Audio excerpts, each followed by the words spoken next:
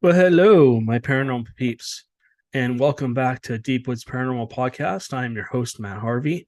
I also am the founder and lead investigator with Deep Woods Paranormal. Along with my wife, Amanda, we research everything paranormal, Bigfoot, YouTube, Bigfoot, excuse me, UFOs, ghosts, hauntings, demons, crypto creatures, lake monsters, you name it, we go after it if we're able to go to the location and check it out.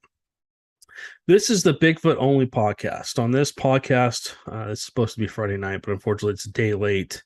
Um, Unfortunately, our website decided to crash.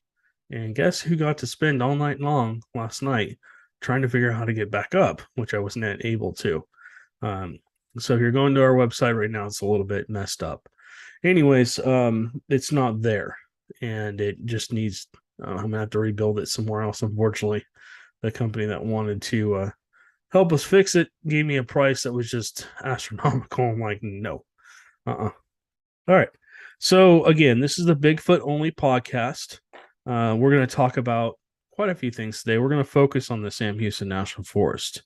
Um, so this hair sample, if you're watching, I don't know if you can see that, but there is a hair sample inside here. There we go. There's a better view of it.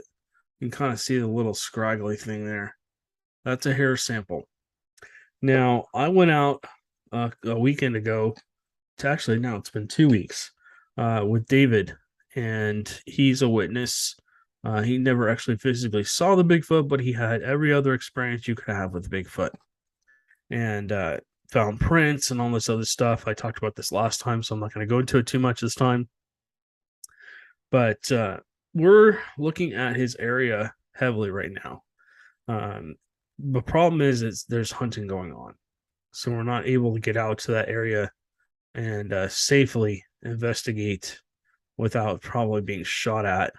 So we just don't want to do that.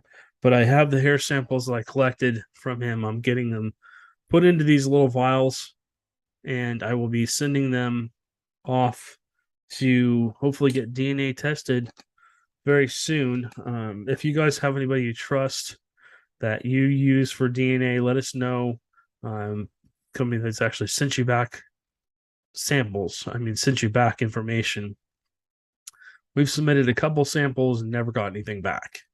And then we've also been told some of our samples just weren't worth looking at. So they just sent them back to us. And it was like, okay, whatever.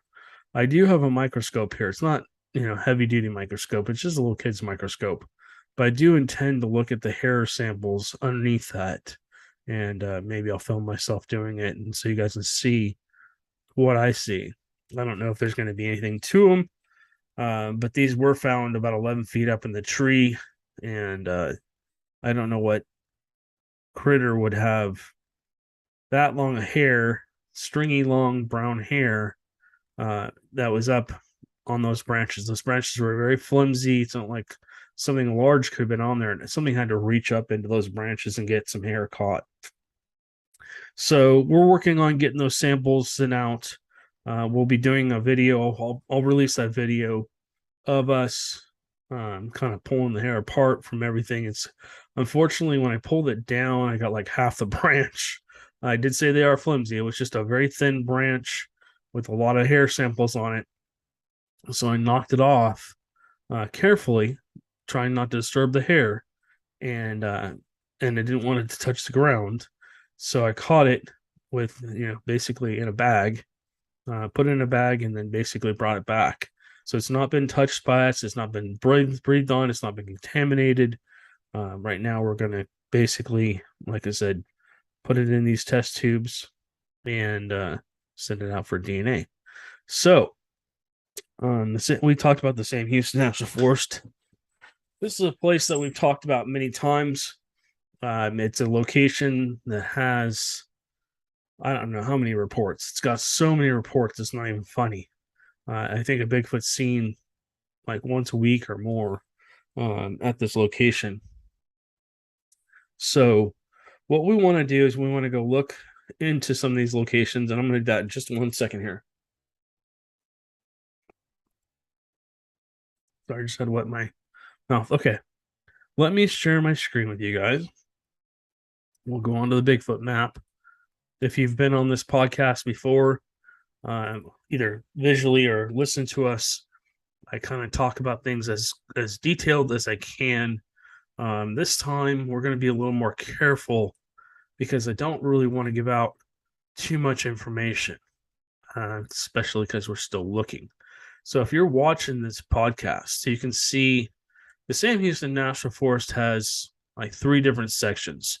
There's one in the east, there's one kind of central, and then there's one more to the west near Richards and Lake Conroy and stuff like that. And this is the area I'm going to talk about. If you look, you can see all these blue pins. If you're watching this podcast, you'll see all these blue pins. All these blue pins here are Bigfoot sightings. And there's clusters all through here. But mainly there's a cluster up here. And this is the area I'm looking at. Now, this is a very large area. This is probably hundreds of miles wide and probably at least 100 miles deep, top to bottom, if you're going to drive across. So we're going to kind of look at some of these locations. Let's see, what is this one? So people have had multiple sightings in the Pole Creek campground. It's not just sightings. Most of the time, campers are being awakened at 3 or 4 o'clock in the morning by someone just like trudging through the brush. Just like as if somebody large was walking through the brush. They hear tree knocks, they hear screams, they hear whoops and stuff as they sleep. So Pine Pole Creek campsite, I can't talk today. Pole Creek campsite is an area where there's been a lot of activity. Let me go down here to this next one. The Little Creek area, Little Lake Creek area has also had quite a few sightings. And then if we go down here, not sure exactly what this area is. So we'll just kind of zoom in.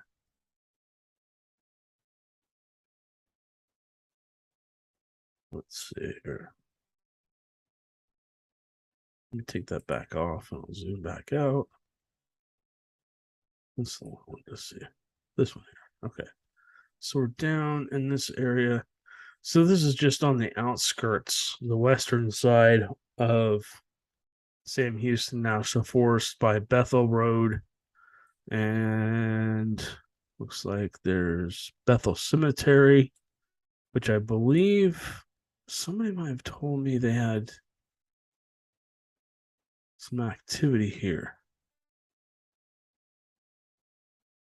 I don't think I've been to this cemetery. I'll have to go check the Bethel Cemetery out. In fact, let me write that down.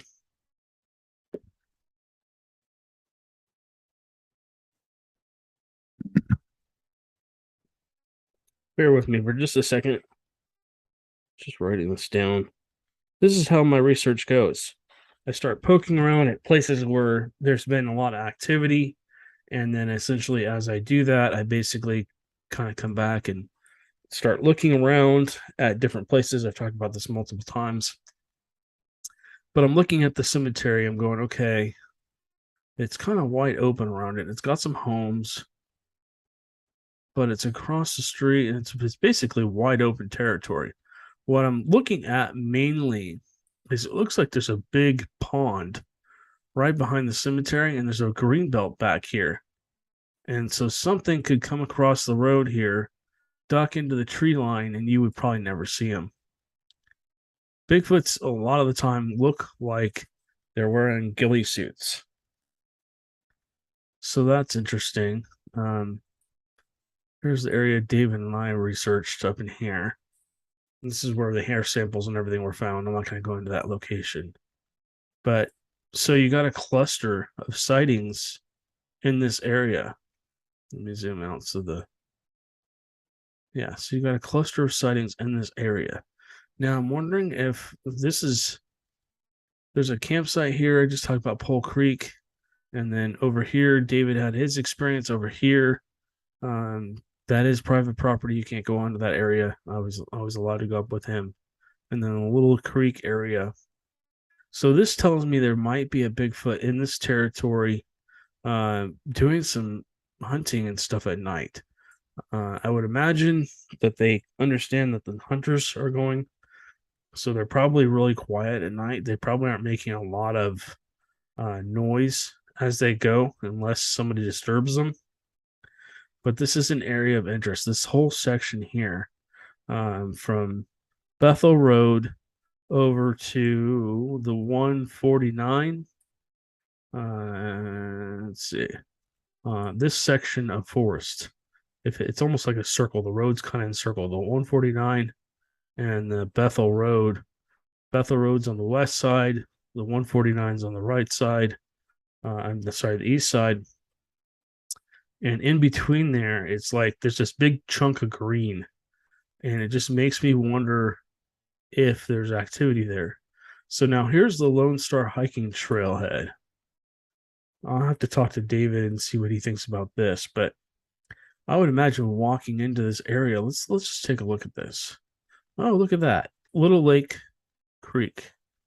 There's a creek here. I don't know how far this is. It's probably miles and miles and miles, probably 10, 15, 20 miles in. But there's a creek that runs down through here. Let me just look back through here. Right now, the creeks might all be dry just because of all the.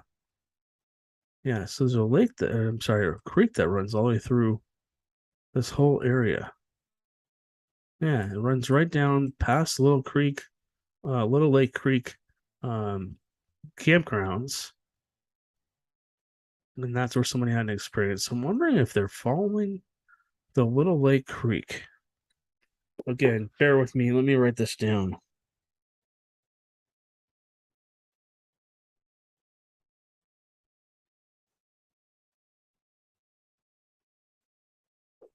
So I'm wondering if there's some kind of information on Little Lake Creek.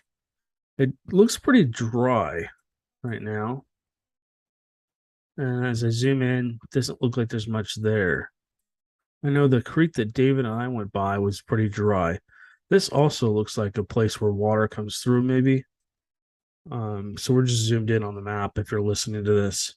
So yeah, those are areas I want to definitely check out. There's like a triangle of activity in this area. I'm guessing it's wider than this area. Uh, but if you look up north of that, there's another sighting up here. I don't know what town this is. It's up by the Lone Star hiking trail, and there's nothing here. It's just all open forest.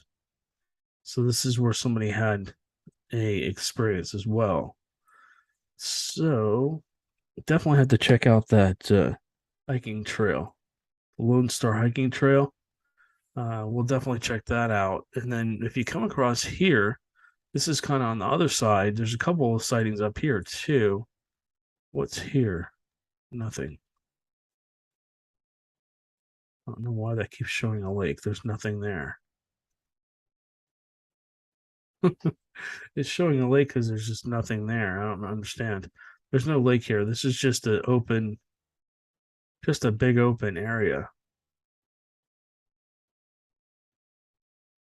And then there was another Bigfoot sighting over here, east of it.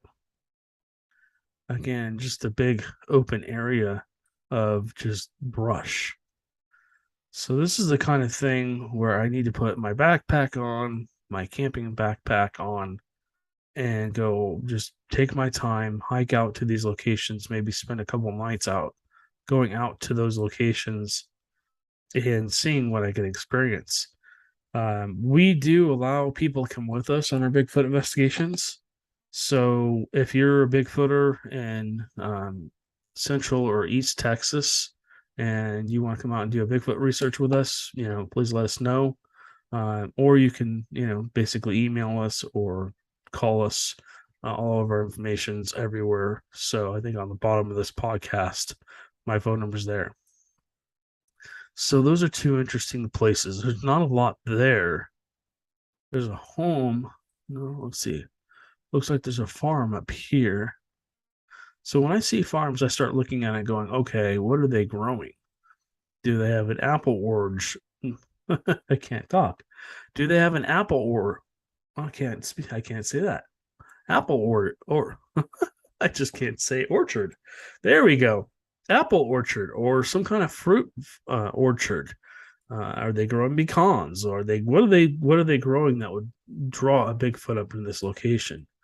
I think that essentially this might be a migration pattern. Let's look up here. So if you come here, this might be a migration pattern down to this area here into the Lake Conroe area. So if we go out just a little bit, so you can just see all the clusters north of the Sam Houston in the north section of the Sam Houston National Forest, and then down in the middle here, and then also down in the bottom left corner. So there's just a lot of activity. Lake Conroe supposedly has a lot of activity too. We drove by this bridge.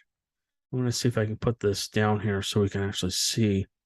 Try not to drop him in the water. Okay. So this is the Lake Conroe. Basically, he crosses this highway crosses the Lake Conroe. When we were driving by here, just a little bit up the road here in the forest, let me scoot this down a few notches. Gotta get past all the water. So we're gonna keep going, keep going, keep going.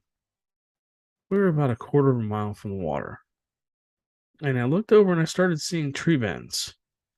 And I'm like, okay. And unfortunately, we were not able to stop. But it was interesting to see those tree bends. So we're on let's see where we're at.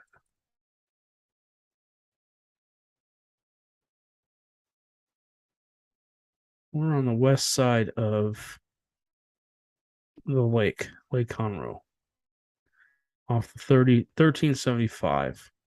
And essentially that's what we're looking at. We're looking at this area here. Now you're saying, oh, well, this is a big fishing area and hunting area, but essentially, there wouldn't be any Bigfoots here.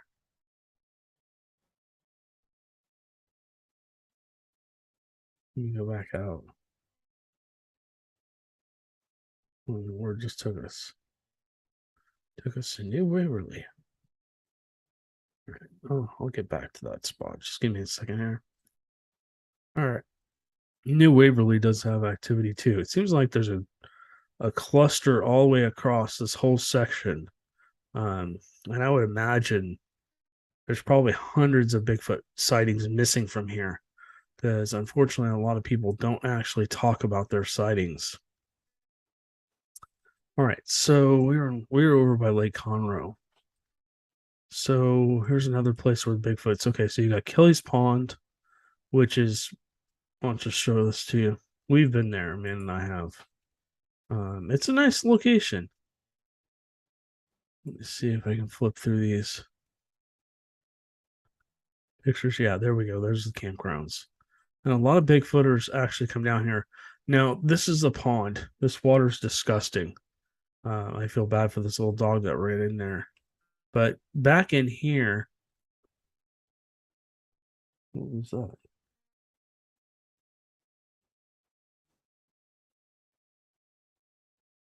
Listen back for that. I think somebody was just talking next to me. We'll have to listen back for that. So, we have investigated in this area before, back here in the forest. As you kind of go down, it kind of levels off and then it slopes down quite a bit, and then you get back into the normal forest. But yeah, this is a cool place. Kelly's Camp would be a good place for a like a normal hub if you were going to do a couple 3 or 4 nights. This would be a good place if there wasn't a lot of people around to come and basically sit here and listen. Let me see if there's any more pictures. Oh yeah. So this is the drive-in. You can see how thick and forested it is. And then here's people camped at the sites. It's a big time off-road motorcycle place. A lot of people like to do ATVs and motorcycles and stuff like that through here, four wheelers. In the future, Amanda and I are going to try and get some four wheelers. That's in our future plans. So that may happen next year. So we can get deeper into the forest quicker and spend more time doing actual research instead of just basically driving around and looking at trails and stuff. So, like here's a tent set up. Here's the bikers. But here's a mushroom. I don't know if this is edible for Bigfoot, not for a human, but for Bigfoot. And then there's lots of berries out there. There's all kinds of food source and there deer and everything out here too. So, okay, let's get out of Kelly's Pond. All right, so yeah, there's another place. It's kind of right in the middle of everything. And I'm looking at this and I'm going, okay, there's got to be a place that they're coming through. They're following. And if you look in the middle here, right down through here, you'll see a lot of sightings. And then it comes down right into where Kelly's Pond is. And then it dead ends into where one of the fingers of Lake Conroy essentially come up to. So, I mean, Bigfoots are smart. They're like us. They will definitely use trails and stuff like we do if they think they can get away with it, I believe. And this is all just theory. So you got to take all this with a huge grain of salt. This is just research at this point. There's nothing proven. I always say you have to have experience where you can say it couldn't be anything else but. So for all the skeptics listening, that's fine. I want you to be skeptical. I want you to I want you to come out and have an experience where, you can say that couldn't be anything else but a Bigfoot. And it's going to change your life. Once you've had an experience with one of these things, multiple of these things, your thinking changes. It opens up a whole new can of worms that, a lot of people are just most people are scared, but a lot of people also, like me, then become super excited about it and really want to learn more. So let's keep going here. This is the Lone Star Trailhead.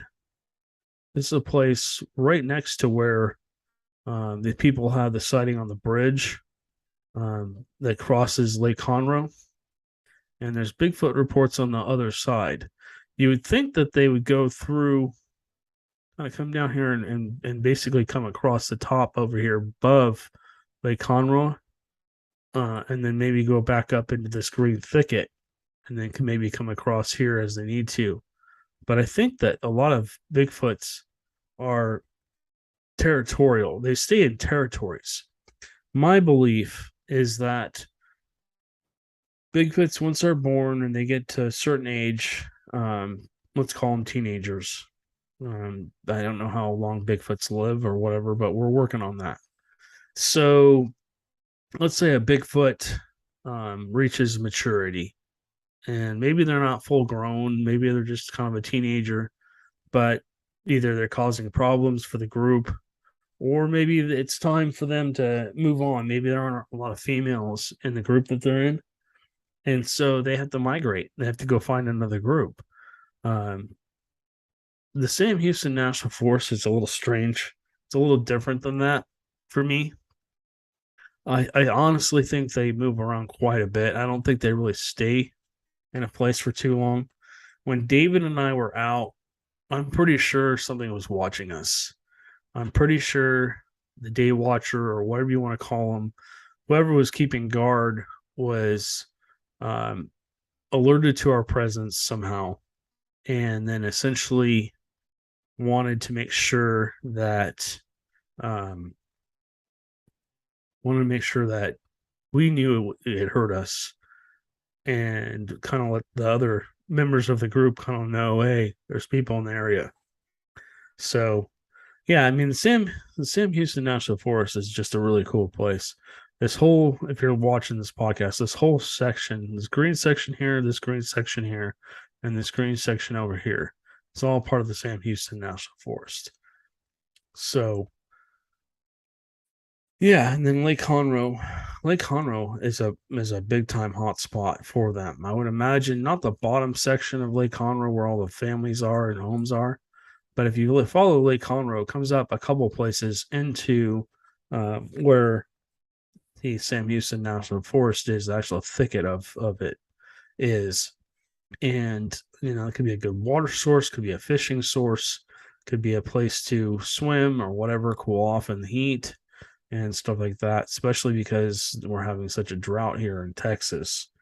But yeah, definitely a cool place. We're going to be doing further research here. I'm going to probably we're going to try and set up some weekend investigations where we go on a Friday and a Saturday, and we essentially stay 2 nights somewhere. Or we stay in one location and then we move to another. It might be one of the campgrounds.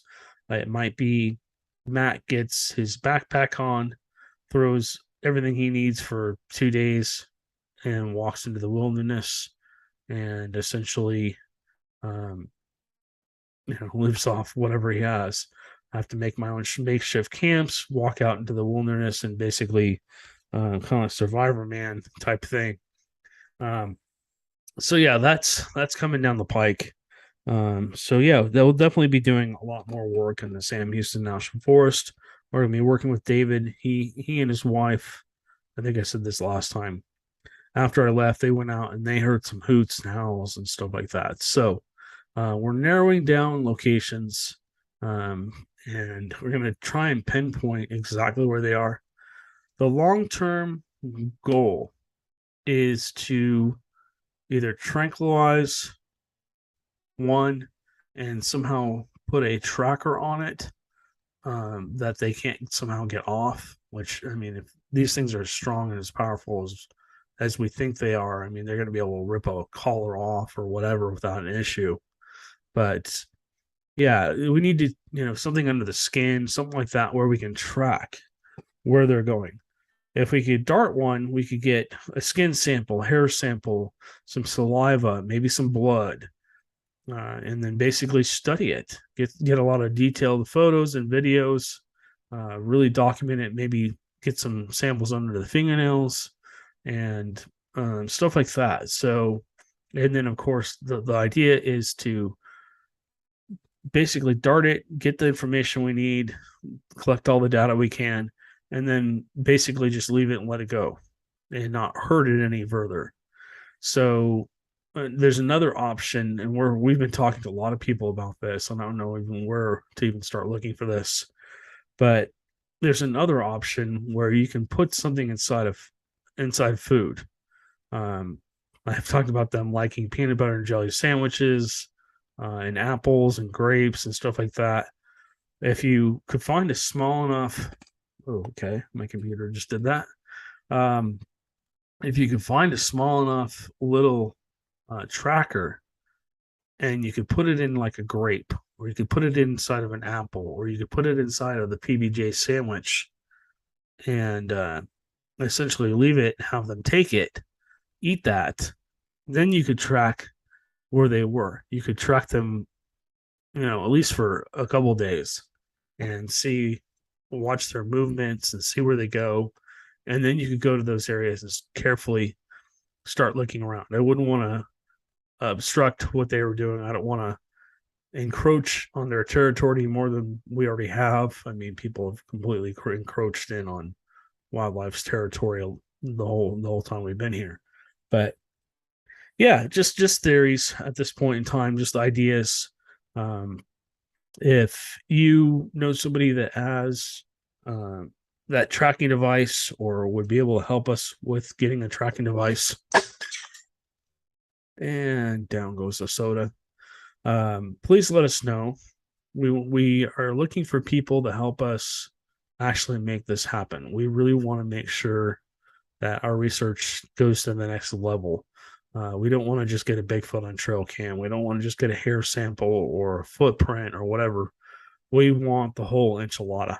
We want to get to the point where we can document them and study them, maybe from a distance, and hopefully get to the point where they trust us enough for us to maybe come in and sit with them, kind of like Jane Goodall did with the gorillas in Africa. But that's our plan, is to to continue to move our research forward. We're getting new gear and stuff like that. So yeah, just a lot of stuff going on. Let me go to Facebook real quick. I want to show you guys some stuff before I let you guys go. All right, so this is our Facebook account, Bigfoot's Paranormal. We have a good amount of followers now. We appreciate that. We appreciate you guys' support.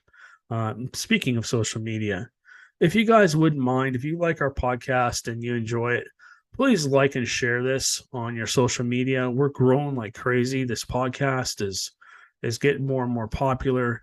We're constantly running into people that, oh, you're that podcaster guy here in town and stuff like that. So people are starting to get to know us. If you could just help us out and just post the podcast to your social media, or if you're a friend on our Facebook page, if you could post, if you can copy and paste or like our posts, we appreciate it. It really helps us and helps us continue to do the research. So here's Amanda's ghost stories. I just posted that I just posted that a couple hours ago to YouTube, and then it went out on, I think, Thursday, unfortunately, to the audio podcast. But we got a lot of stuff coming down the pike.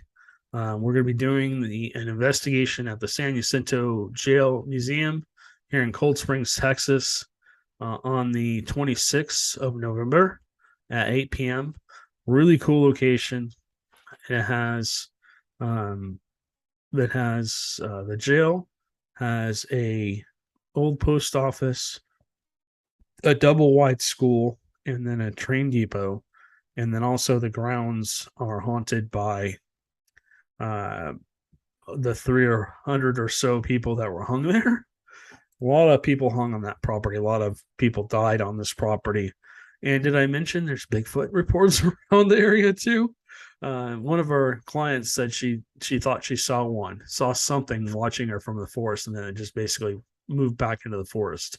And she just got a quick glimpse of it. She couldn't say it was Bigfoot. So that's coming down the pike. And then we have the OP Ply House.